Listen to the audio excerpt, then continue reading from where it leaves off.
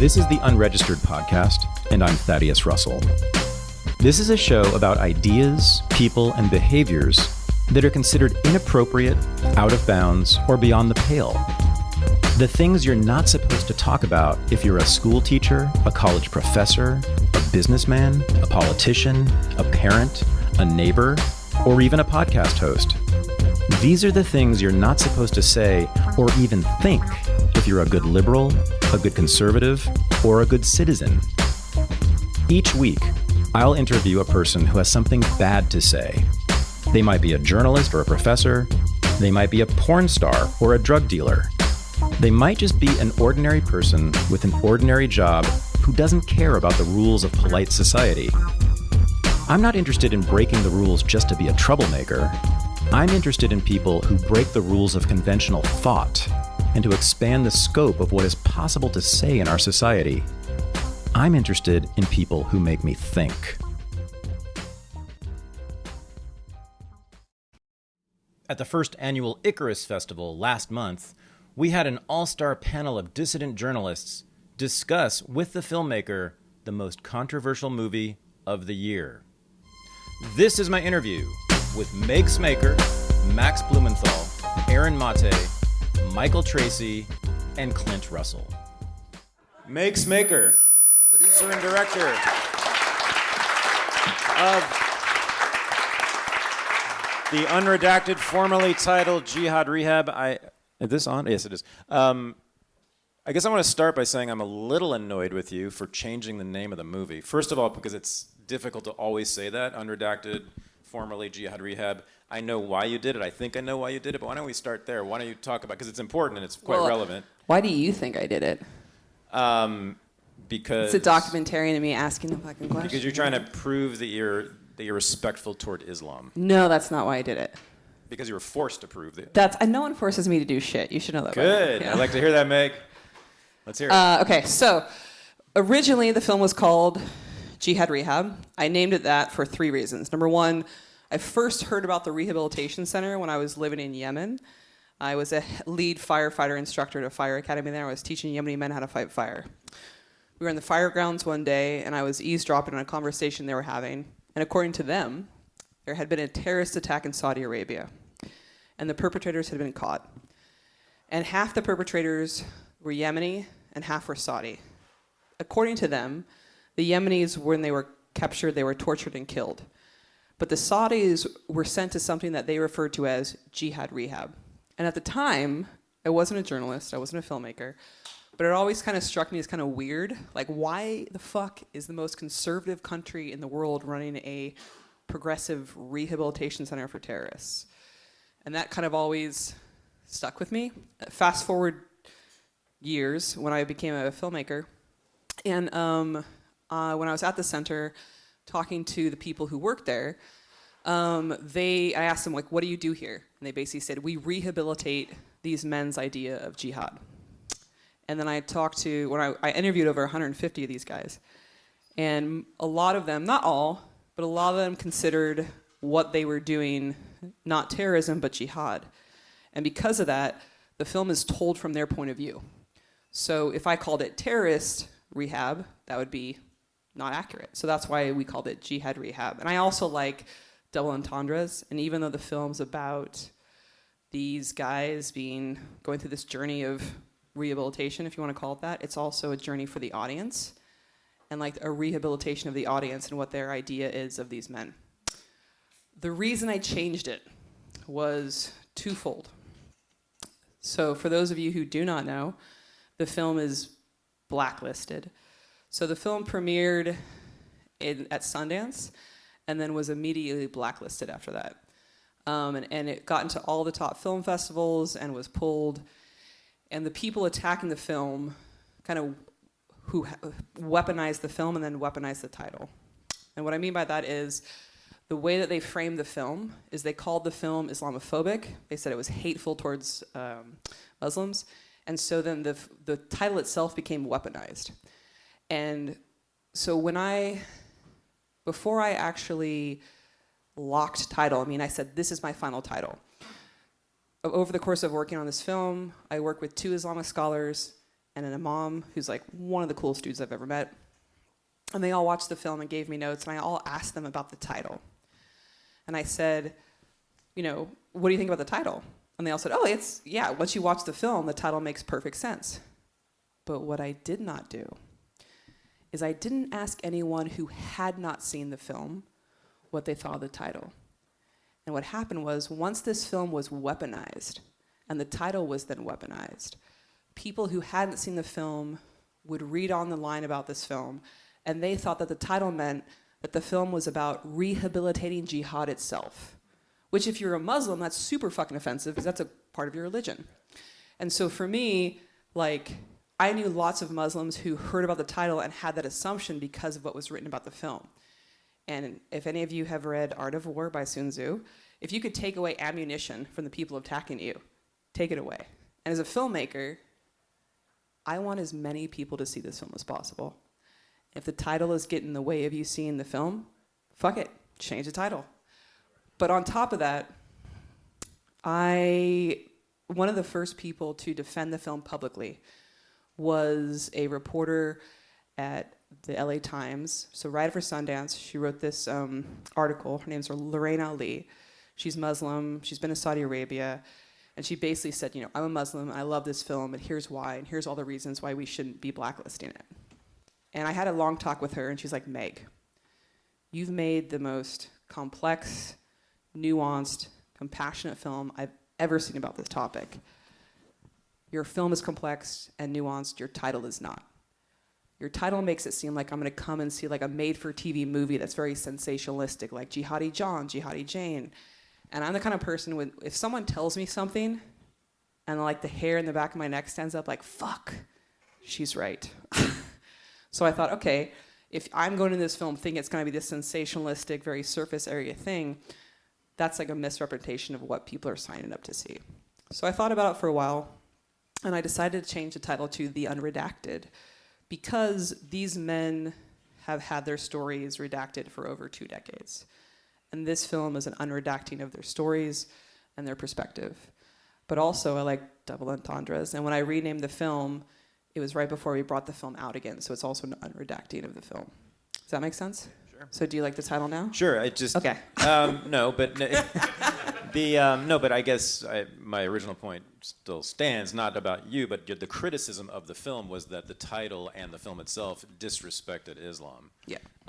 So let's talk a little bit about the criticisms specifically, because people might be. I would imagine a lot of you are confused why this was so controversial and what the criticisms might be. Now, many of the criticisms were made by people, and I think this has been shown by people who hadn't seen the movie. So, is that right? Like, yeah. But, so the attacks on the film started about 2 months before it ever premiered. So for 2 months, people who hadn't seen the film before it came out, right? Were attacking it, yeah. Right. So the main claim, I'm not going to say it was an argument because it wasn't an argument, but the main claim was that it was simply Islamophobic, right? Because it portrays stereotypical images of Muslims, right? It traffics in stereotypes was the claim? I think that was one of the claims, yeah. That's the one I've seen a lot of. Yeah. I guess I want to start there. And sort of discuss that. I have a hard time seeing that in the film, but I'm open to the possibility that I don't see something. I have seen a slightly more sophisticated, nuanced argument by a guy I actually know a little bit, Mustafa Bayoumi in The Nation. Oh, yes. I read that one. Yeah, so I mean, I don't necessarily buy it, but it's sort of interesting, which is that you look at these men, I think he would say... He says that I basically make myself the central character, and it's all about me. Colonial settler gaze. Yeah. So, and he says that gaze, it's always about not, that gaze, not those gays. And he says, the very beginning of the film, I didn't notice this until I saw his article, it says, the very first line is, he asks you, Meg, can I tell you something? Yeah. So he's asking permission of the white woman. No, for me it's like, okay. Well, I know. I know, but I want to say like the reason why, because that wasn't in the film for a while. The reason why I put that in there in the very beginning is because as human beings, we're all wired to kind of ingest the world in which we live through stories. Like, we all hung out in caves around fires and told stories. It's in our fucking DNA. We're used to this. And so, because we had to have all that text in the front, I wanted to then signal to the audience to, like, hey, everyone, let's sit down by the fire, and we're about to hear a story. So let's make. Can I tell you something? Nice. Sure. And then you lean in, and he says, in every story, there's good and bad, but it's a thin line. And then we start the story. So I think what I've realized about critics, especially critics who have a agenda or narrative before they read a piece of work or watch a movie, it's kind of, for me, it tells me more about them than it does about my work. Okay. Well, what we have here is 5 of us who have been researching, writing about, talking about, doing podcasts about the war on terror for many, many, many years, and all of us are deeply invested in that work, and we've thought about this for a very long time. I watch it, and I don't know when the last time I saw it was, or the first time I saw it was months ago, and I am still struggling to figure out what I think of this thing. And I'm trying to figure out what my criticism might be, if I should even have one. And I'm very curious about these guys. I was thinking about all of them while we were watching it, because these are pretty big brains on this issue in particular, very critically minded gentlemen here. And I guess let's just go around. I kind of want to hear your reactions. Start with Clint. Yeah, Clint Russell, hello. I thought it was masterful, honestly. And I thought that what was most profound to me is that it was one of the rare, visual portrayals of the humanization of those that have been, abused into a position of being radicalized to the point of being willing to strap themselves with C4 and go do something really wild. So I thought that I don't think I've ever, had an opportunity to really delve into their life and to have sympathy or empathy for where they're at. I think I've done so because that's kind of who I am anyways. I've just assumed these people are, they're human beings. And I think if there was one critique, perhaps, and I don't think it's necessary, but I think that if the hardcore anti-war libertarians were asked to critique it, they would probably say, well, shouldn't we have, given more backdrop to U.S. imperialism and why it drove these people to be in these positions? But I didn't think it was necessary to be included. Can I speak to that? Mm-hmm. Yeah. Because are there any filmmakers in the audience? Okay, so you'll understand me. The rest of you can fuck off. So, wow. When you make a film, especially if it's a documentary, especially if it's an observational documentary where you're actually shooting it as the action's unfolding, when you go to the edit, the way you edit a documentary film like this, and you don't have the story in your mind before you start the project, it's kind of like if someone handed you a box of 5,000 puzzle pieces, and they shook it up, and they threw it on the floor, and they said, you're not allowed to look at the final picture, and there's 5,000 pieces on the floor, but only 500 of them go together. Start. Sure. So when you do that, that means I have probably about 56 different versions of that film on my hard drive, because I tried all these different things. Now, what you're talking about, the context of the war on terror, the history, the deep dive, intellectual exploration of that. That shit's already been done. You can read academic articles, you can read books, it's out there. And I've almost read most of the catalog of what's been done on terrorism. But the one thing that I found that was missing was hearing from these men themselves and understanding them on a human level. And as a storyteller, yeah. Let me ask you a I question. don't want to waste my time going over something that's already been done. There are people far smarter than me that have PhDs behind their name that can tell you all about what you're talking about. Very few people, I think, have no life like I do that can go over and live in Saudi Arabia for 3 years and just hang out with these men. So I think that there was a previous cut that had a lot of context, a lot of history, a lot of more academic points in it. And I remember watching that and seeing the audience's reaction. They all said the same thing. Oh, that was very educational. And as like a storyteller, that's Deadly. like this fucking stab of death. Yeah. It's like, no, this is not a PowerPoint presentation. I don't want you to learn. I want you to feel. So for me, I realized that I was giving valuable real estate to facts and context that any one of you can go find online. But what you couldn't find online is you couldn't spend time with these men in a human way. Yeah. And yeah. So the film, to me, and the power of it and the importance of it and why it's unique is that it is about these men's experiences as told to you, right? It's about their experiences as they understand them. It's not about what people like us think about the war on terror or their experiences. So I understand that you would want to leave out some talking heads talking about, the United States atrocities in the Middle East. But I want to ask you this. You did talk to these men for hundreds and hundreds of hours. Did they ever list the reasons for why they hate or hated America so much? Did they ever tell you what it was the United States did to them or their people or their region that caused them to want to kill Americans? And if so, then why didn't that make the film? I mean, it didn't. So here's the thing I think that a lot of Americans, again, I will preference this with, I am not an expert. All I did was live over there for like a decade and interview over almost between 150 and 200 of these guys. But from my anecdotal experience, I will say that this preconceived notion that is in the American narrative, that all of them are motivated by X, is just wrong. Mm-hmm. At least that's what I found. Mm-hmm. And so there's this idea that they're all motivated by ideology or they're all motivated by religion. There are some people that are. I will say this. After interviewing 150 of these guys, a lot of them had a couple things in common, being they were very young when they got into this. They were all looking for a sense of purpose and a sense of belonging. But other than that, one of the reasons why there's 4 characters in the film, because as I was interviewing so many of them, I began to see a pattern. And most, but not all, would fall into one of 4 categories. And the one that you talked about, this ideology, this like, I hate America, mm-hmm. I think that's the one that most of us are familiar with. And I call that one, of those 4 motivations, I call that one the cause. Right? That's Abu Ghanem. Right. He's like, I saw Muslims being slaughtered in Bosnia. I felt like it was my religious duty to go do something. This is the one who left the production, stopped talking to you, right? Yeah. Yep. And so I think that's the one that Americans are mostly familiar with. But the other 3 that I found have absolutely nothing to do with religion. And they are economic necessity, mm-hmm. which was Nader. He's like, I need a job, need to work, right. blah, blah.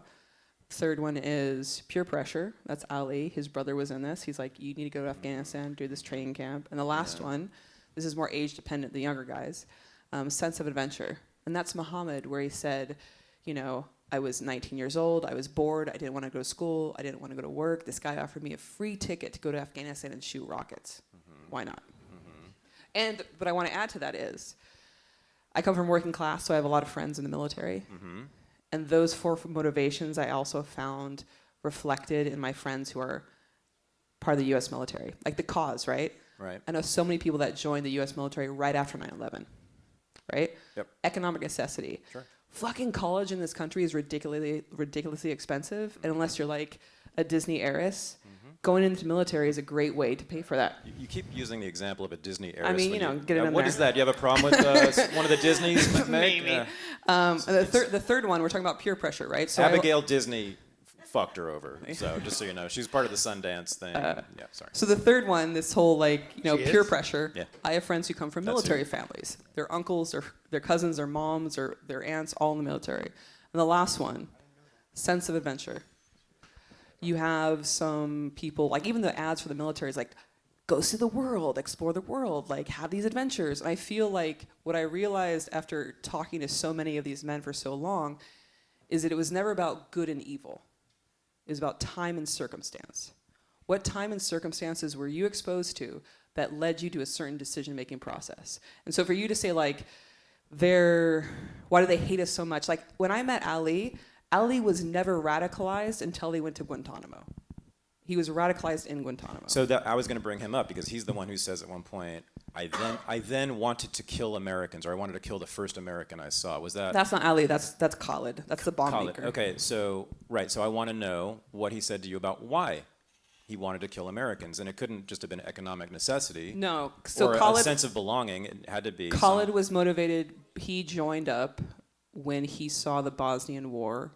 He originally went to the Philippines to train, and then they told him that training in the Philippines is like the B League. If you want to go to like the major leagues, go to Afghanistan. So he went to Afghanistan, he trained there, and because he had a degree in electrical engineering, like when you go into Al-Qaeda, they do an intake interview, and they put you in one of three categories. If you're educated, if you're not educated, if you have resources. And so he went into the category where they call, like they're basically the builders. Like he had the knowledge. He wasn't the planner, but he made the thing and he trained other people. And then the people who actually execute are down here in terms of their education level. So he took his education of electrical engineering and then did training with Al-Qaeda and then became one of the lead bomb makers and bomb instructors for Al-Qaeda. Now, when I talked to him, he saw what America was doing in their foreign policy, and he believed that for, like, this is going to sound really weird, and I'm going to yell at these people for simplifying it, but if you have first, second, and third wave terrorism, you would go like, okay, originally in the 70s and 80s, if you had a leader in your own country and you didn't believe in what he was doing, you thought it was like against your people and anti-Islamic, you would combat him and his government. Right? Second wave is you had people invading countries like Russia going to Afghanistan, so you went to those countries to defend your your fellow Muslims. Right. Second wave, terrorism, jihadism, what do you want to call that? Sure. Third was those people who are doing these things, you bring the fight to them, to their country, i.e. 9/11, i.e. the bombing in Tanzania and Kenya.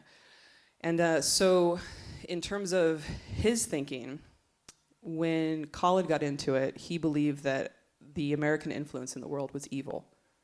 And what we were doing was a direct threat and attack on his people and his religion. But if you had that same question for Muhammad, he would not answer that same way. Okay. So I just want to make clear that it is a very complex subject, and there are a plethora of people who go in for a myriad of reasons. Yeah, no, I mean, I believe that. Muhammad did say at one point, what, Afghanistan was a fun place to go or something? Yeah. It was like a summer camp thing? I just want to point out real quick that what she described as third wave terrorism is the exact same logic that neoconservatives use, that we have to fight them over there so we don't fight them here. Right, exactly. I mean, it's literally the same thing. Now with Russia, but yes. Right. Well, I mean, yeah, but I wasn't endorsing that. I was just being trained. I'm just saying that's what we should do. It's on the record. That's a good point. Yeah. Michael Tracey, what do you think about this film? Well, you and I spoke before the showing, and yeah, I guess like most people, I'm sitting there like waiting for the controversial part to begin. Were you taking notes during the marriage class? Like you're like, give her a nickname, compliment on her cooking, some good advice. Yeah, I guess the complaint could have been that was too humorous. Did you guys laugh? I did. Okay, that was great. Okay, good. I cackled.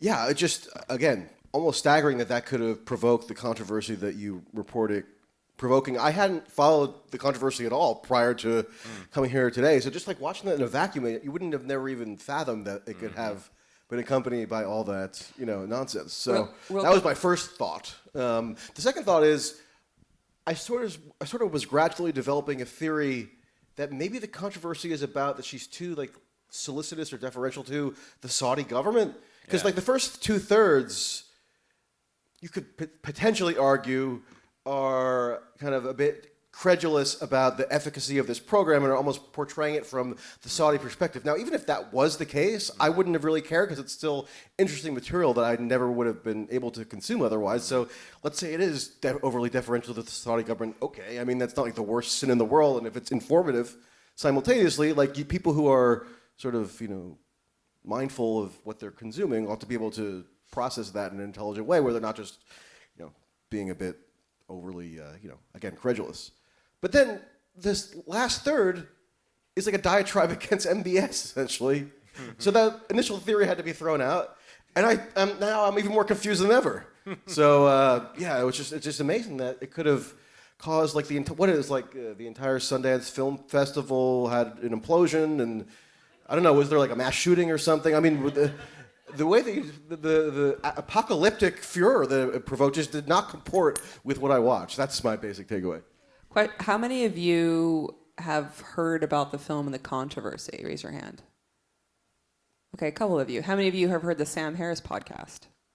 You mean the podcast itself? Yeah.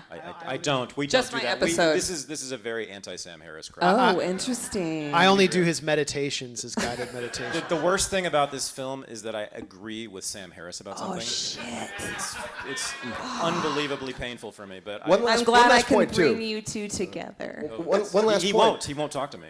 He has said so. On the title, I agree with the lament about it being replaced with a different title because it's nicely provocative. I mean, it kind of catches your attention. What's jihad? I mean, yeah, maybe some people are going to find that offensive. You know what? I like the title. Right. You know what? I don't like the title. Jesus Camp, the documentary, back in, what was it, 2004, and that was protested by evangelicals who thought just the title alone was kind of like implicitly mocking, which I guess it was. Yeah, but what year was that? That was 2004, I think. Exactly. I could have made Jihad Rehab in 2004, Well, right. and And no that's one what would I was have gonna- blinked twice about Right, the title. exactly. Well, actually, Right. they would have blinked twice, but it would have been the other side. That's right. That's right. Will someone please criticize this film? Aaron, Max? didn't I'm see sure it. you I'll guys give a can come up with review. something. I'll give a review of it. Well, first, that's a beautiful theater in Art Deco theater in there. That really needs a rehab. I mean, That's what they're doing. That's hope exactly what so. they're doing. 1922. it's great. And the film, yeah, I had the same sense as you, Michael. I couldn't find the controversy. I think it should be shown to Islamophobes to help them rehab. It should be shown to veterans of the war on terror because of its humanizing portrayal of these official enemies. I think it might have been more effective as a kind of Netflix series, 4 to 7 episodes, because you had such compelling characters to follow them through their journey. Would have had an even more powerful emotional and psychological effect on the viewer. But obviously, you know, you get one shot when you're a documentarian. Well, to be fair, so the original cut of the film was 4 hours Exactly, long. yeah. Wow. But here's how I was able to come to peace with cutting so many scenes that I loved of the film. Like one of my favorite scenes that's not in there that I absolutely love is all of these guys, with the exception of Khalid, did not speak any English before they went to Guantanamo. They learned English while they were in Guantanamo. And I remember asking Ali, you know, how did you learn English? And during the Bush administration, they weren't allowed TVs or video games or anything like that. But when Obama came in, they were allowed those things. And so They were allowed to watch RT, and Spencer Ackerman So led an Ali's attack on them. No. Ali's two favorite shows. Terrorists are watching RT. We can't allow this to happen. No, Ali's two favorite TV shows That's a were Daily Beast article. Ali's two favorite TV shows were Monk and 2.5 Men. He absolutely loves Charlie. But he told me, I said, you know, how did you learn English? And he said, I learned English through playing like a guard at Guantanamo kind of took pity on him and because he was so young. He's like, you're young, you should be playing video games. And so he asked for video games, and then he asked the guard, what video game should I ask for? And so Ali learned English through playing Grand Theft Auto. So I guess there's missions that come up, and he would pause it, and then he would translate the missions. I've never played Grand Theft Auto. So when I first met Ali, his English word choices were kind of like, we had to have a talk. I'm like, there's certain things you probably don't want to drop in Get an in the car, interview. bitch. Yeah, like, it was, yeah. So, but again, I only have it would be like 4 hours long. So what I would say is one of the things that because in my mind, this is before the whole controversy, I was like, the film's gonna come out. I have all this extra footage. I have the interview alone with Khalid was like 10 hours long. He was one of the most interesting people I've ever talked to. And I was like, I'm gonna take all this extra stuff and make a podcast, like a series podcast. But then I got canceled and no one fucking wanted to talk to me. So I was like, there goes the podcast. Oh, no. Yeah. So, some insight I have on the controversy over the title through a personal experience I've had with some of your critics. And, you know, it's emotional for me just to feel so unfairly attacked, but then it provides insight into the politics and the insidiousness of some of these critics and what their real agenda is. And So you know some of them. well, I know Cage UK who Oh, came in God, and attacked fuck, you, yeah, and okay. that's a fascinating group that I've had a lot of interaction with, and I've never really talked about this in public before.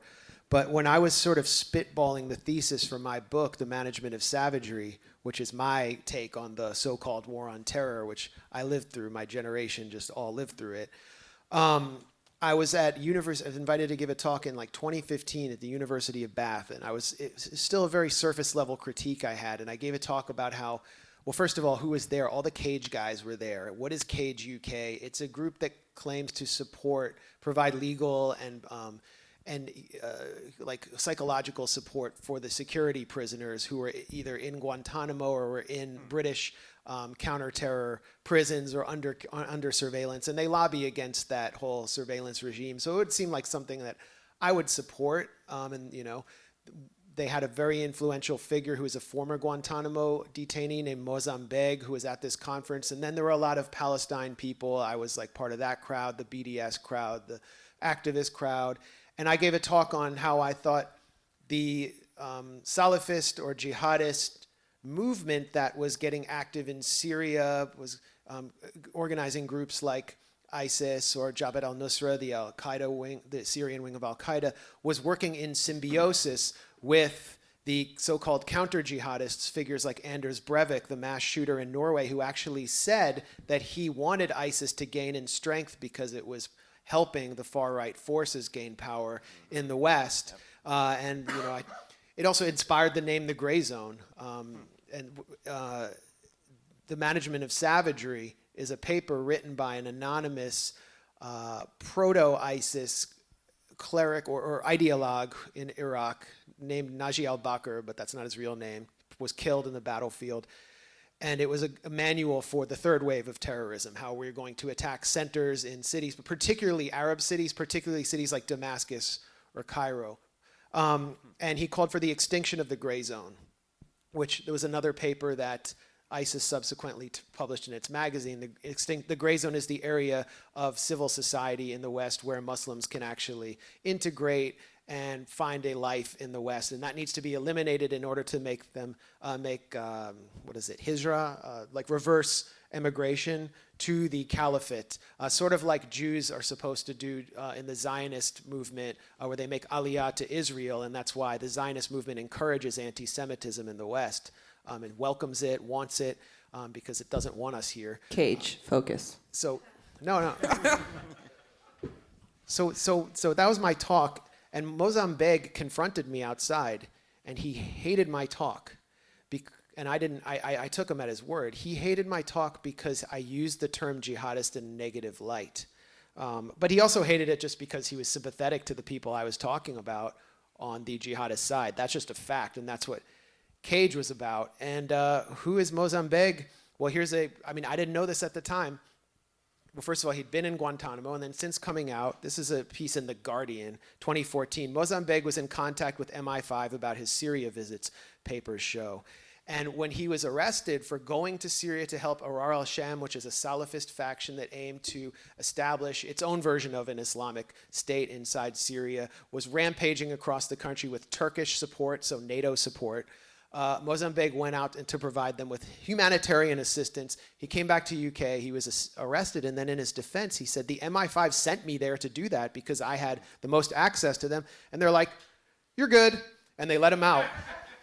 And I had previously been to Cage's offices in London to talk to them about Mohammed al-Emwazi, who is Jihadi John. You know, the guy who is the most fearsome decapitator. He'd be like, Wallahi, by the name of God, he killed James Foley, cut off his head.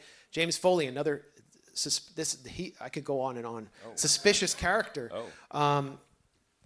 Aaron knows about this. But they were in contact with the what they called the British authorities, trying to negotiate several hostage situations with ISIS, where ISIS had captured these characters, and they were somehow the direct line to ISIS. David Cameron was attacking them in public, but at the same time, they were David Cameron's channel to ISIS. And it turns out that they had a much closer connection to these characters than I realized. And Mohammed Emwazi, they wouldn't tell me when I asked him, how the hell they were talking about how he was in London, he was a poor East London kid. How did he get out of the country? They said he was under so much surveillance, they were watching him, it was so unfair that they were watching him. I said, how did he get to Syria? It was so obvious, the same way that Salam Abedi, committed the worst terrorist attack in British history in Manchester, got to Libya with the MI6. They sent him there on the rat line. And that's the real story behind the jihad, is that these guys are useful tools of empire. They are tools of the MI6. They are tools of the CIA. And the biggest scandal of our time, pre-Ukraine, pre-supporting the Nazis, is how our security services worked hand in glove with these characters and while actively demonizing them back home. I mean, isn't it just so amazing that now that the U.S. is no longer arming Al-Qaeda and company, the Free Syrian Army, the so-called moderate rebels in Syria, that these terrorist attacks have stopped happening in Paris and other places? It's like wow, like we stopped giving them weapons and then it just kind of ended. And you know whose voice we never hear from? And I tried to give voice to this, is the victims of U.S. empire in Syria, the real Syrian people who actually stood up and defended their country against this cancer that we foisted on them. The soldiers of the Syrian Arab army are still the biggest enemies. I'm not even allowed to say this. We can't humanize them. You'll never get even considered in Sundance if you do something about them, or the sham of the white helmets, the so-called rescuers who are actually Al-Qaeda's MASH unit. So the real story for me is that some of your critics were actually intelligence assets who supported jihadists. I would not say was that. I mean, I would put it in I have the those fucking terms. receipts. I would not put them in those terms. I have the receipts. So Can I say one thing quickly? That Jake Sullivan, who's Biden's current national security advisor, he wrote to Hillary in February 2012, Al-Qaeda is on our side in Syria. Right. And so there's ample proof of what Max just said. I'm not saying I disagree with it, but I'm just saying that, like, I would not. My experience with Cage has been very different. I would not call them I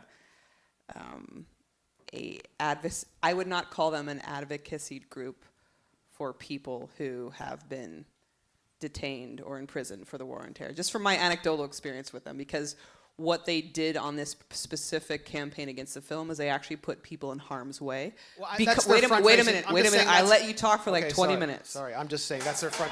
So all I'm saying is that for me, I do not consider Cage any kind of advocacy group, because if you're willing to put someone's life in harm's way to push your agenda, you don't give two shits about those people. So for them to claim that they care about the men in this film and then put them in harm's way by doing the shit that they did behind the scenes, like, I think at the end, did you not? So for those of you who don't know, you watched the movie and you saw that in the movie they say, once we graduate from the center, we're no longer allowed to have any contact with any of these people. You guys remember that scene? Yes. So the reason they do that is twofold. It did not always used to be the rule.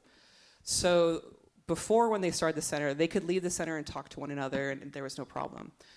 But in 2009, a group called Batch 10 that was released from Guantanamo to Saudi Arabia went to Saudi Arabia, went to the rehab center, and then when they graduated, they all started hanging out, talk about the good old days, and half of them absconded and left to Yemen and founded Al-Qaeda in the Arabian Peninsula, AQAP. This became a huge black mark on the center. So they said, okay, no contact of any kind with anyone who's associated with these groups in any way, shape, or form, who has ever been to Guantanamo. So that was reason one. Reason two was, when you go through something as intense as these guys went through in Guantanamo, it creates a bond that no one else can understand. Because they went through something that very few people have gone through, that only your fellow detainees will get. So when they're released from the center, they're trying to have these guys form new social groups outside of this world. And so if you cut that off, like when Ali first left the center in the movie, you saw him say, I'm lonely. No one wants to be my friend. They hear this negative stigma of me being in Guantanamo. Even my own family says, don't mention it. But then he moves, so that he was living in Taif then, and then he moves to Jeddah. And in Jeddah, there's a big diaspora of Yemenis there. And by the end of the film, you see him throwing the party with his kid, and all those people in the party are fellow Yemenis, and he has this whole new community now. Now, in terms of like what Cage did, so as you know, he can't, so Nader can't even like meet up with Muhammad, but he can't even text him. If he texts Muhammad or Ali, this is a violation of his agreement of release. And if you violate that, you go straight back to prison. If you talk to anyone who's associated with these groups in any way or is in Guantanamo, you violate that agreement. So that means if Cage contacts one of these guys and the Saudi government finds out about it, what happens to Muhammad? They send him straight back to prison. What did Cage try to do? They sent Muhammad a letter saying that you need to say that the Saudi government's putting your life in jeopardy because of this film. So if you went public with that, what would that do? It wouldn't be good. So for you to tell me that these men, this group, this activist groups, gives two shits about these men. But I'm just saying, like, I don't call this group an activist group. I call this, they don't care about these men. That's how they market themselves. That's all I was trying to say. But I think that, like, when you talk about, one thing this experience has taught me is to always look at what people do, not what they say. So a lot of the people who attacked the film said, hey, this film's Islamophobic. Don't watch this film. Now, you guys have all seen it, and you know it's like the opposite of that. But when you really look into it, the whole entire controversy of this film started with 6 filmmakers who started attacking the film 2 months before it ever premiered at Sundance, meaning they hadn't seen it. So why would someone attack a film they hadn't seen? Turns out these 6 filmmakers had applied to Sundance and not gotten in. So here's the thing that I've realized. We're up here and we're talking about the controversy, only the controversy. Meanwhile, I've made a film that you guys have all seen. That's something that you probably have never seen before. And if we're only going to talk about the controversy up here, they win. So that's all I'm going to say. Let me try to intervene on this fight here. I think what's happening is that Max and Aaron are informing us, and I think they're right from my own reading, that Western intelligence agencies, especially in the UK and the United States, have infiltrated Al-Qaeda and even ISIS in various ways and then used them for various purposes. So I guess I just want to know, did you find, you interviewed more than 100 of these guys who were in Guantanamo. I'm sure the CIA was all over them, or attempting, I mean, maybe not. I guess I want to know, and I would imagine we all want to know, did you find any evidence of this? Did they ever talk about dealing with US or UK agents in this way? Were they ever approached by members of MI6 or the CIA? Go ahead. I was just going to say, I would imagine if these are lower level guys, they probably wouldn't have that contact. But if she has I'm just getting at the disconnect here. You know, I think that's what's happening. No, I think that, so my specific focus of this film and the people that I chose to put in the film were the foot soldiers. Right. So they're not going to be in leadership for Right. specific reasons. But also, the stories that I got about the CIA and different Western intelligence agencies intervening with these guys is mostly when it came to post 9/11, when they all just started getting picked up in Pakistan and Afghanistan, and their interactions with them in terms of the bounties that they put on. So Nader tells this story. Again, I have no way to verify this, but he tells a story that he turned himself into the Pakistani government. At that point, they were offering bounties, and he says that that the CIA showed up with a briefcase of money in a room and just handed it over to the Pakistanis, and then they handed Nader over to him, and then they had this conversation, and then he was in Afghanistan for a little bit and then got sent to Guantanamo. And in terms of like the whole recruiting thing, I think it kind of depends on like what your goal is.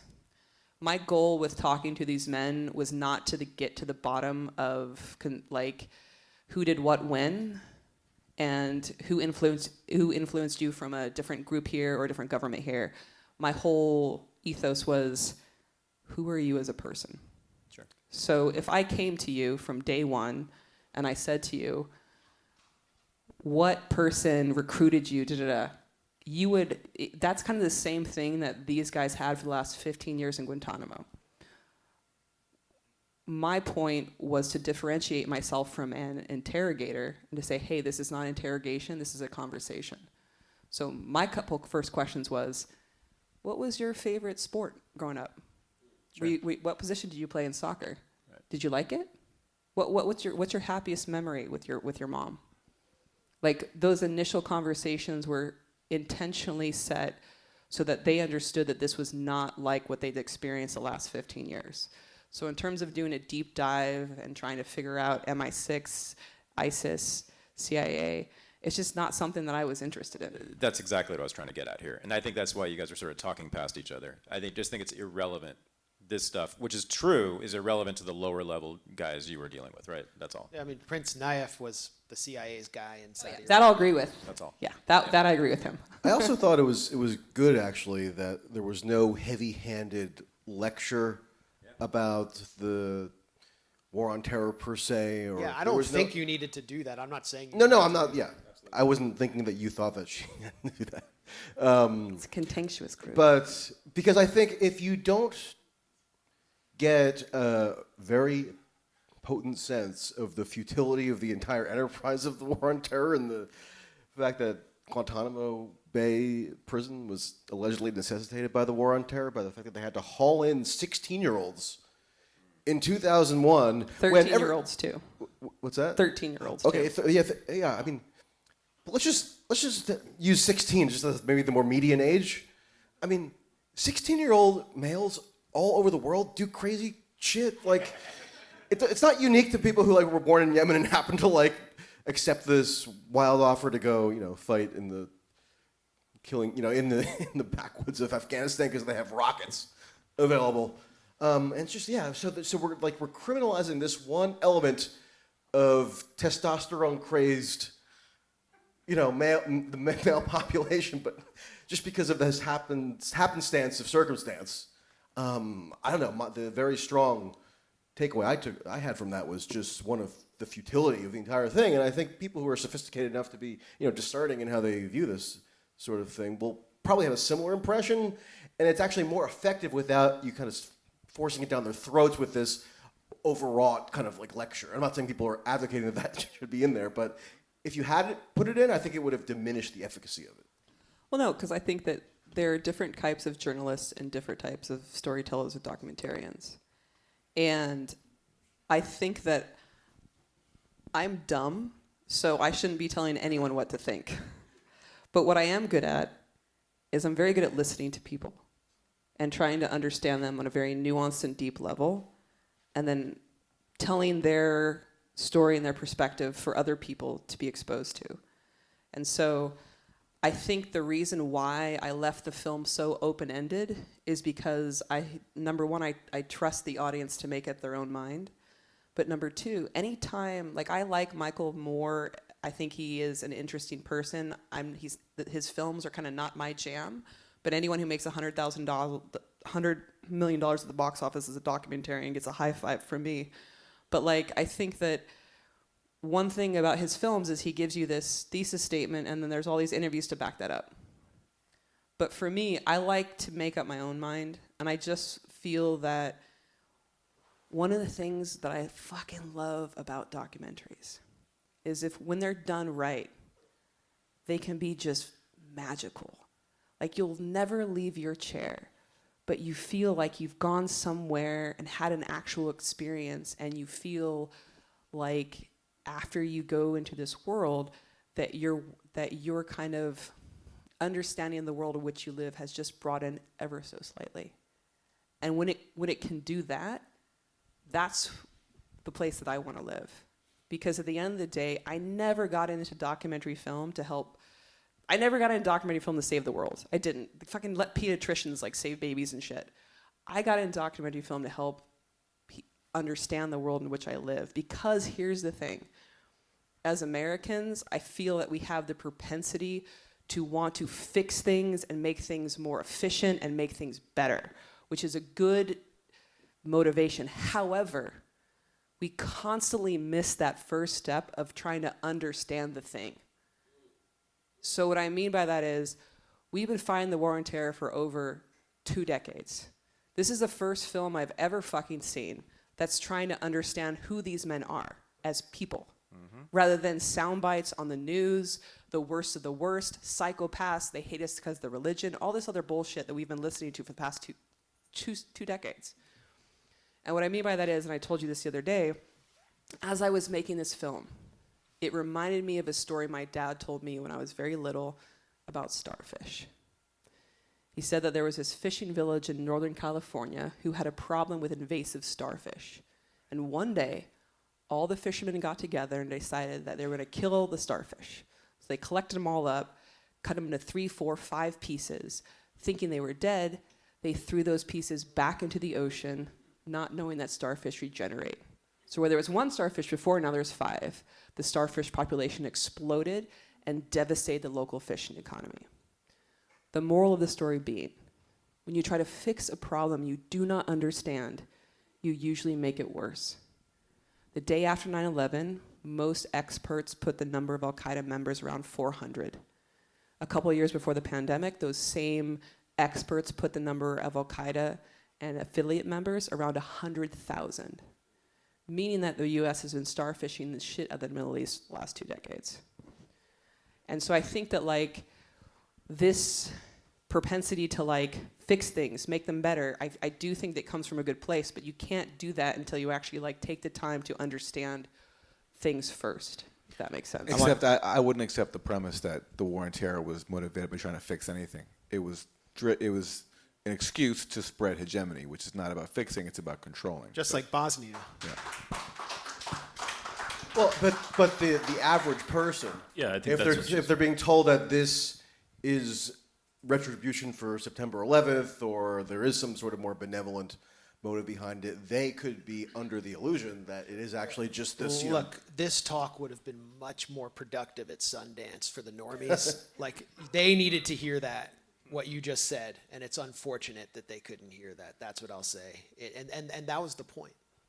I think the reason your film's been blacklisted is because you were the first to humanize the unhuman. I mean, from the propagandist perspective, and I found it really remarkable or profound, even when one of the former terrorists said, you know, he hadn't seen the footage of 9/11, and as soon as he was able to see the people falling from the buildings, he realized that he was participating in evil. And I hope that that Americans in particular, watching this film, get to have that same realization that their tacit support for the war on terror was their own version of participating in that same evil on a lesser scale. I just keep coming back to the point of, imagine crafting an entire foreign policy and an entire like fear-mongering apparatus around the just random venting sort of fantasies of 16-year-olds.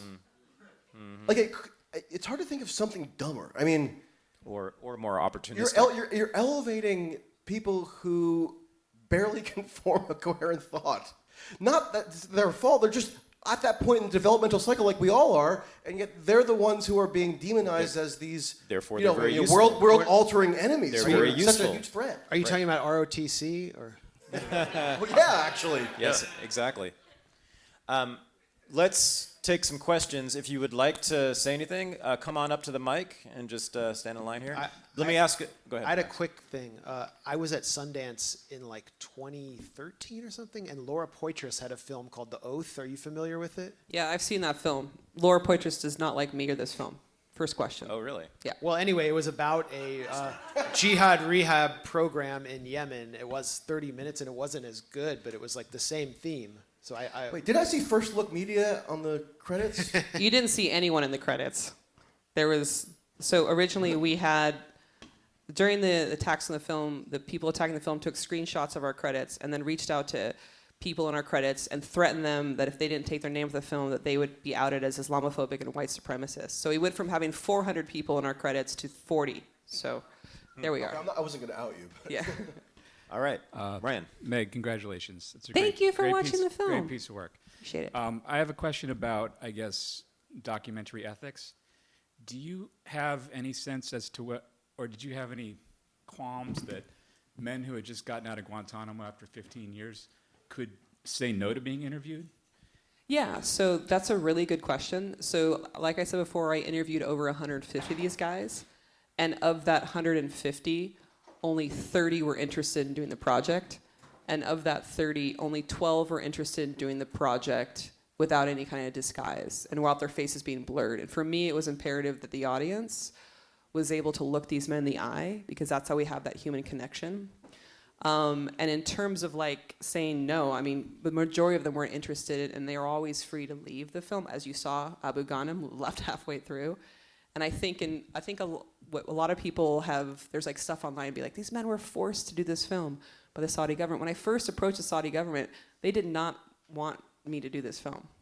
It was like a year to get this kind of access. So yeah. And when Mohammed asked, I think he said, Meg, can you help me get Ali and Nadir to the wedding? Yeah. Did you do that, and did you have any qualms about kind of helping to create that scene happen? Or? So this whole, so Mohammed's smart, and he knows that if he asked the center if Ali and Nadir could come to the wedding, they would have said no. But he's smart enough to know that if I ask them, there's a better chance of that happening. And I think this whole idea of being a filmmaker and being a fly on the wall and that your presence doesn't disturb anything is absolutely fucking ridiculous. I'm a 6-foot-tall albino Godzilla. Like, there's no way my presence in a room is not gonna be noticed. And there are some times when I purposely took myself out of that. I had cinematographers that I worked with, but most of the time it was me shooting. But there's some times when I knew that me being in the room would really dramatically shift the kind of what was going on, and so I would send in a mail. For example, the marriage class that you guys saw, during that class they talked about everything from how to find a wife, to masturbation, to sex, to reproduction, a lot of personal things, and having a woman in the room would have messed that up. What did they teach them about masturbation? We'll talk afterwards. Oh. Do we have to? Next. Eddie, Roland, I have no platform. I sent my wife a text saying, wow, you'd adopt a reformed terrorist after saying this. His name is Nadir from Yemen.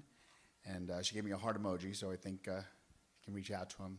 You can come over and visit. So I'm still in touch with most of the guys, and Nader always wants me to tell people that he's still not married, so if there's any ladies in the room. Well, I wasn't inviting him into my marriage. Yet, I haven't met him personally.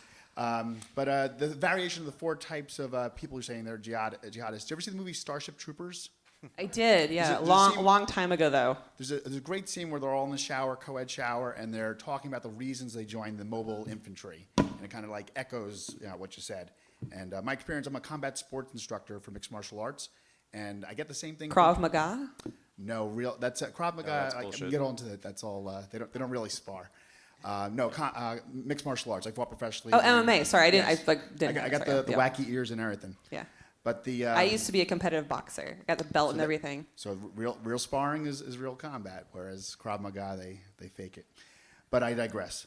The experience of combat sport, I get the same thing for people looking to compete. That they're looking for adventure. They have an economic situation they're trying to get out of.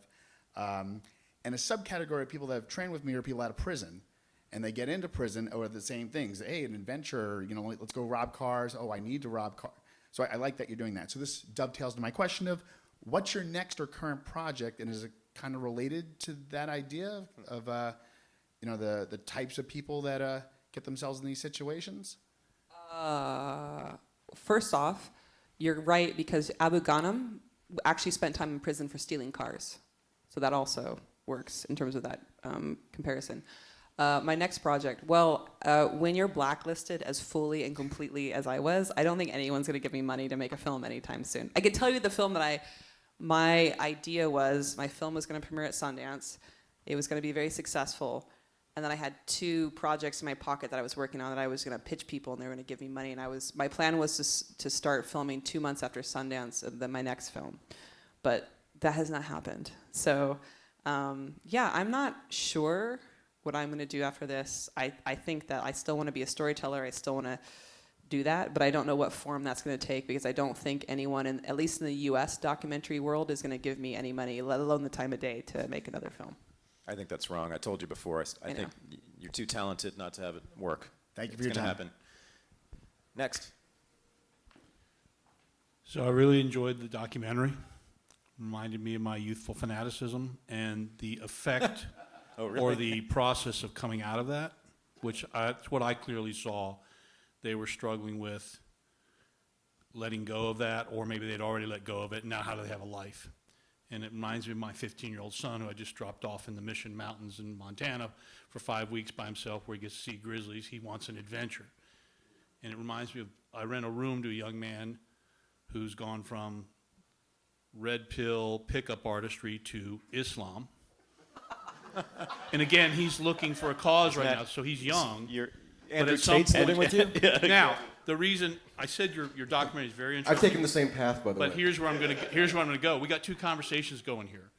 You're talking about the effects on people like the gentleman in the documentary, and Aaron and Max are talking about the people who manufacture the causes or manufacture the consent or enhances the causes that young men naturally feel.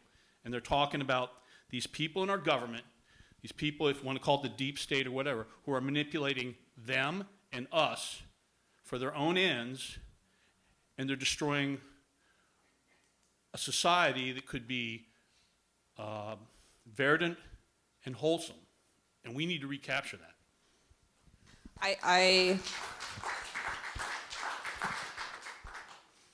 Have any of you tried to lose weight? Okay.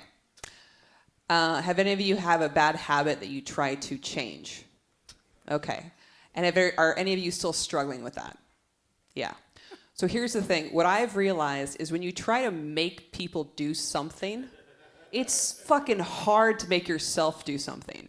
And I'm not saying that there isn't there aren't some exterior motives to some of these things and influence, but I do think that a lot of the times we like to give these external entities way more credit than they deserve. Because, like, again, for me, I focus on the individuals. I focus on the why.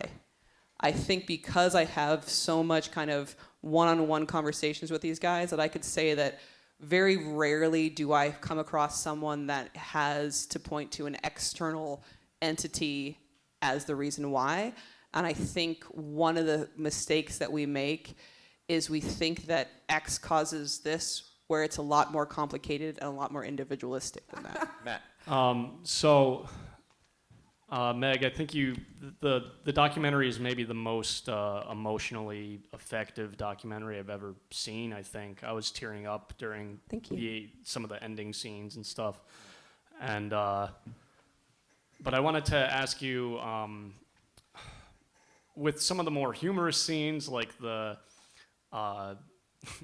about marriage and all that, was there? I mean, you could almost. You know, they had a very conservative point of view, obviously, from an American perspective, and you could see them as misogynistic, perhaps, or whatever. And I don't see them as misogynistic, by the way.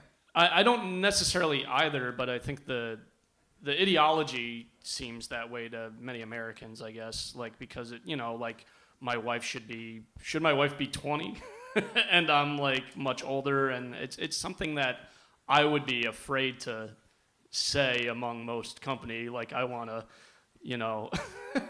an 18-year-old wife and I'm 33 now or whatever. Like, question? Sorry. Well, I was responding to what you just said, but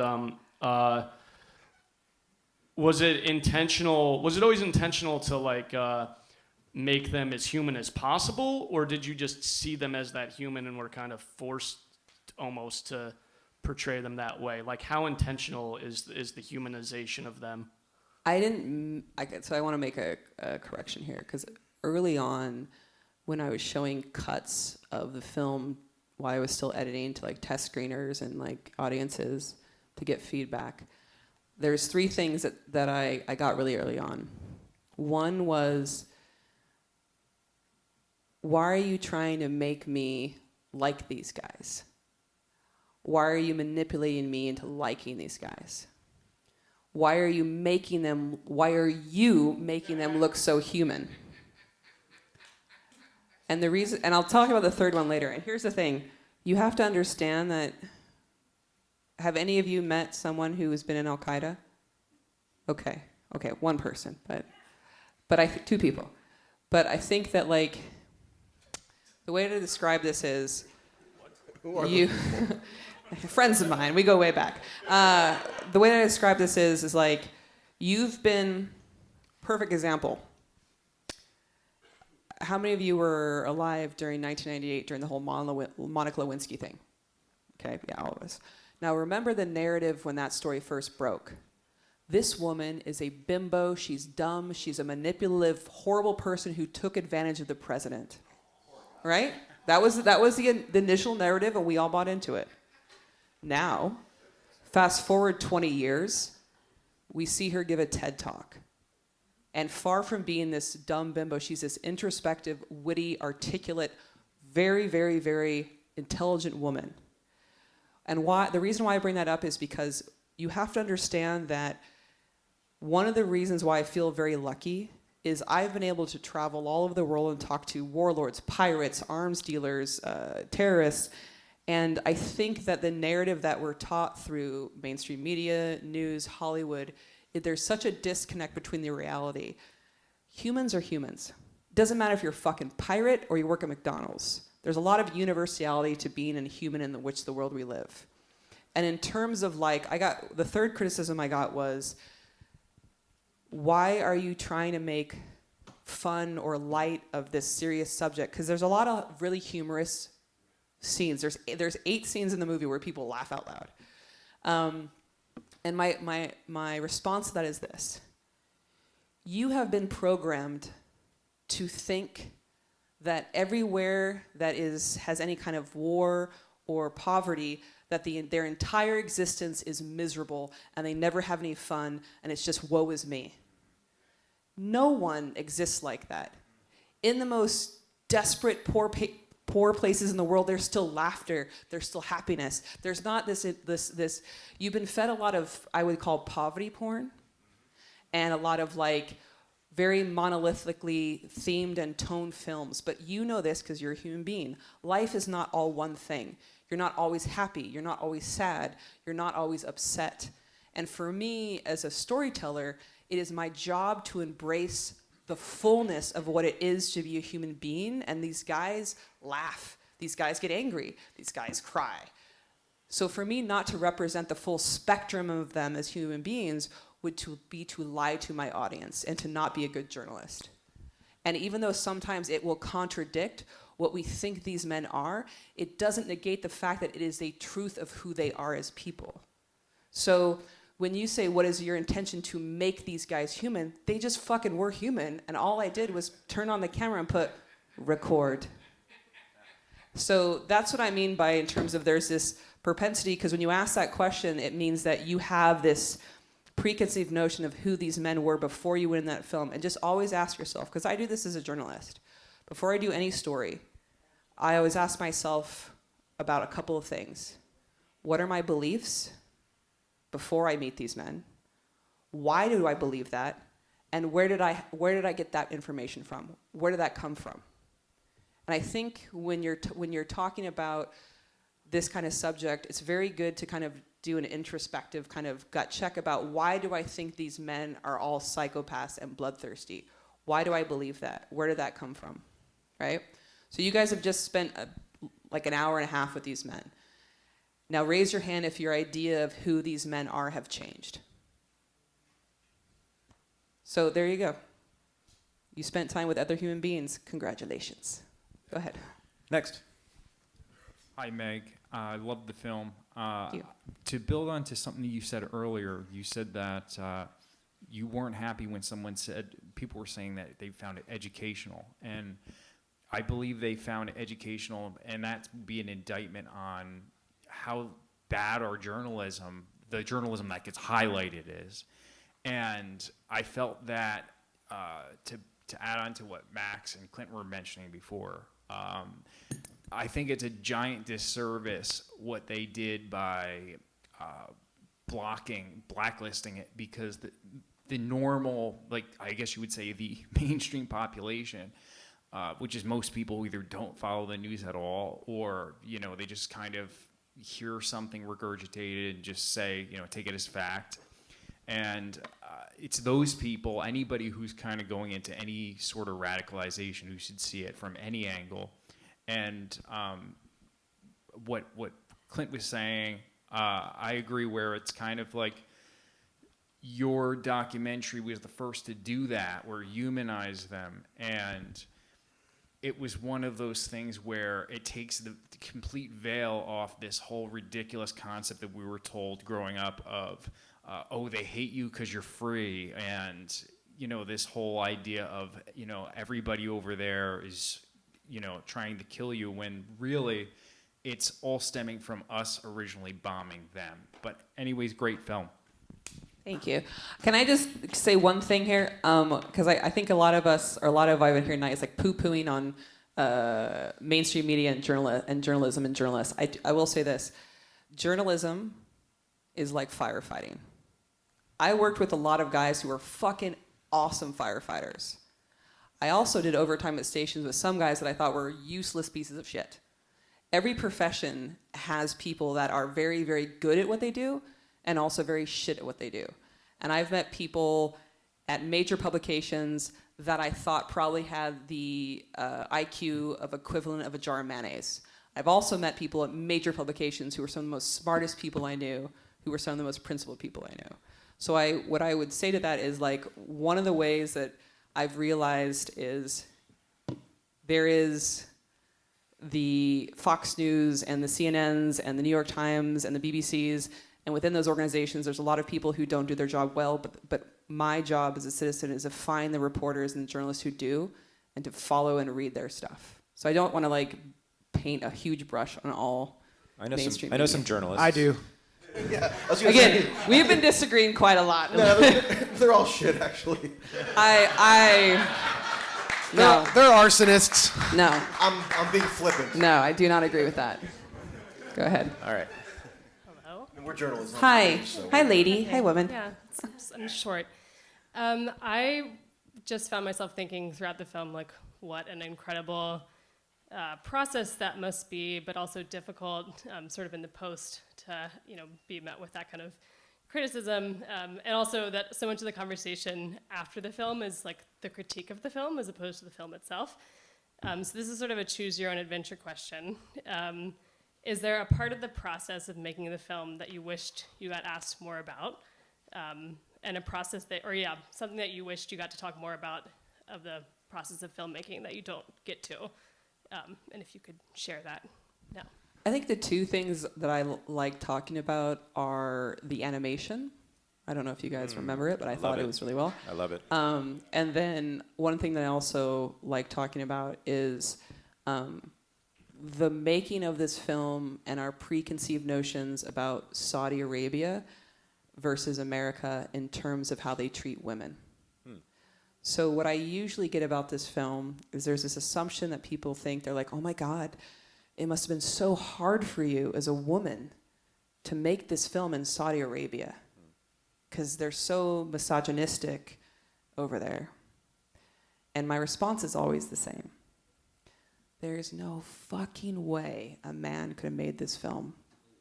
And I'll tell you why. First off, stand up.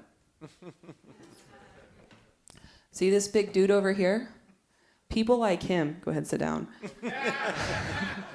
People like him Yes, ma'am. were the kind of guys that were interrogating these men in Guantanamo and torturing them in Guantanamo. So he walks in and he's a threat. I walk in, this 6-foot-tall blonde speaking Yemeni Arabic, I'm more of a curiosity. So that's one. Two, in these societies, they're very segregated. If you're a man, you can only talk to men. And if you're Arab or a Muslim woman, you can only talk to women. However, there's a third sex. Foreign women. It's a loophole. I could talk to men and interview these guys for their film, but I can also go talk to their wives and their mothers. And if you ever really want to know something about somebody, talk to their mom. Now, if I was a male director, there's no way I would have been allowed in the same room with any of their mothers or their wives. So I got to know these men on a more holistic level and get to understand them as people than a male director could have. On top of that, in this film, these men are very vulnerable at certain points, and they're very open to you. Now, in that society, there's a lot of, I guess I would say machismo, if you want to use that term. And I noticed that when it was just me and them with the camera, like me with my camera and just them, just the two of us, there was this intimacy that was created between me and them, and their vulnerability widened. Now, as soon as a man entered the room, be it if I had a sound guy with me or if I had a crew at that particular trip, they would be much more guarded, and the way that they would speak would be much more like, but I'm tough. And I think that a man could have made a film, but it wouldn't be anything like this. And I think one of the things people think that, like, when I was in Saudi Arabia, no one ever told me I couldn't made this film because I was a woman. They said I couldn't film X because I was a woman and women weren't allowed in there, which was all like, okay, send in the male cinematographer. Like the wedding. You guys remember the wedding scene? Weddings in Saudi Arabia are segregated. So I could not go in and film.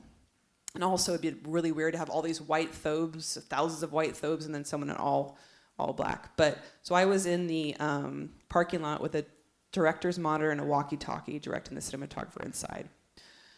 But what was interesting is the people who did tell me no, that I couldn't make this film because I was a woman were all in America. I had investor after investor after investor, potential investor or broadcaster tell me there's no way that I could pull this film off as a woman. So I just want to put that out there because I think that, like, it's something that there's these preconceived notions I think people have about different societies. And from my experience, I didn't find that to be true. And I think sometimes it's important to bring that up. But also the animation was fucking cool. So, okay. Totally. It was. All right, we got 5 minutes left, so can we do this fairly quickly? Okay, yeah, real briefly, I just want to say one thing I agree with your critics on is that this is a dangerous film, but the whole point of art is to be dangerous, and thank you for actually participating as an artist and creating something of importance and rising to the occasion as an artist. Thank you so much. Thank you. We've had comedians and podcasters and different mediums of art all throughout this festival. And just a simple question about the craft, to put so much time and effort into something, years and years and years, scourging over footage, rewatching it, editing it, to where you have this final product that's 2 hours, to where you could probably recite the whole film yourself. So you already have your emotional attachment and the story in your head as to what this film is, but then, you know, you finally have audiences out there. What's the audience reaction that has surprised you the most as you've been watching the audiences and touring this? I think there's a lot of different people who, because the film's so open-ended and doesn't tell you what to think, there's a lot of people who respond in the film in a way that I never predicted. So, for example, a lot of people who've watched the film who are illegal immigrants in this country really identify with these men after they get out of the center and kind of being in a stateless state, being somewhere where you're not really allowed to work legally but having to exist and kind of feeling trapped, so they identify with that part. But the two kind of groups of people that I was very surprised at their reaction to the film was one, I had someone come, more than one person, but this one sticks out to me because it was the first time I had this interaction. I had someone come to one of the screenings early on who had a family member killed in the Trade Towers. And they said to me that they were very hesitant to come to the film because they had heard a little bit about it and they didn't know that if they were emotionally ready to see it. And they said, but after watching it, they had no idea how cathartic it would be to hear at least one person from the other side say, when I saw the people jumping from the building, I realized I had made a mistake. And they said to me, just to have one person from the other side say that, I found very, very, very cathartic. So I was very surprised to hear that. And the other one was, we've had a lot of vets kind of watch the film and respond quite positively to it, and I was very surprised by that. But after listening to them, it kind of made sense. This one guy said to me, you know, I miss war. Not the fighting, not the shooting, not the killing, but I miss this sense of brotherhood, this sense of camaraderie, and this sense of purpose. And since I've gotten back to the United States, I haven't found that anywhere here. And I haven't seen that anywhere here, and I felt quite lost. And I haven't seen it here until I watched your film. And I saw the bond that these guys had and the sense of purpose that they're talking about. And after I watched your film, I realized I had way more in common with the men that I was sent to kill than the people who sent me there in the first place. Oof. So that was a really interesting kind of takeaway. That's awesome. Indeed. Andy. All right, last question. Your answer's not going to be as deep for this question. My favorite color is blue. All right. Have a good night. Just a simple question. I'm very curious. I didn't realize you were a firefighter, and I just was. How do you go from being a firefighter to filming documentaries? Don't laugh at me. To filming. Legit question. But no, it's just fascinating. Like, how do you go from being a firefighter to like not just like filming documentaries, but filming documentaries where you have like a clear, solid understanding on how to like do them right? Yeah. So a lot of people are very surprised by that. They think that firefighting and filmmaking have absolutely nothing in common. I would argue that the skill set that you need to be a good firefighter is the same skill set you need to be a good documentary filmmaker / journalist. So to be a good firefighter, there's a lot of things you need to do, but there's two big things you need. You need empathy, and you need to be very, very good at fast-paced, high-stakes problem solving. Now, to be a good documentarian and you're making a film in Saudi Arabia like this, you need to be really fucking good at fast-paced, high-stakes problem solving. And also empathy. And I think that was a skill set that translated quite smoothly to the other one. I do think there's a lot more in common than those two professions have than I think people realize. Does that answer your question? Yes, thank you. Fantastic. All right, thank you so much. Meg Smaker. Standing ovation. This is the Unregistered podcast, and I'm Thaddeus Russell. To become a patron of the show and have access to bonus episodes, AMAs, and the Unreported News Analysis Show, go to patreon.com/unregistered. Thanks for listening.